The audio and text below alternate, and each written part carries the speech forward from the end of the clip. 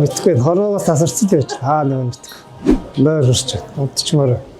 Тийм нойр хөдөлтэй хүмүүс бол ингээд өдөр ч хамаагүй ингээд зүгчгээр бүр ингээд тас харанхуй болоод тэгээ ингээд хөгжмөө сонсоод ингээд массаж хийхээр яг үнэхээр нойр хүрээд унтахаар л юм байна. Хөгжим барай бас их гоё барьж халуунаар илэрч гоё юм байна. Гэрт нэг байхад зүгээр юм байна. Сайхан юм байна. За нүдний аппарат нь болохоор үнэхээр гоё юм байна уу? Ингээд утас ингээ үзэж мүзээд амар удаа үзээд нүд ингээ амар ядардаг шүү дээ. Тэнгүүд энийг ингээ зүгээд яахлаар гоё ингээ чимээ сонсонгоо амар гоё нүдийг бүр амраад юм байна. Нүдний ядаргаа тайлбарлаж байна. Театр суугаад ганцаараа хөгжим сонсож байгаа юм шиг санагдаад байна.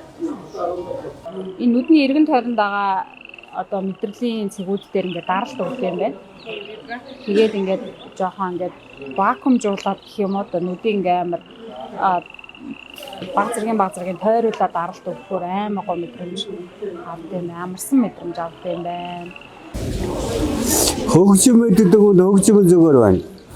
Байгалийн юутай шоу доограад ус юугаад байгаа нь бас гоё байна. Хоёр шанаар нүдний хоёр талаар массаж өгдөг юм биш үү?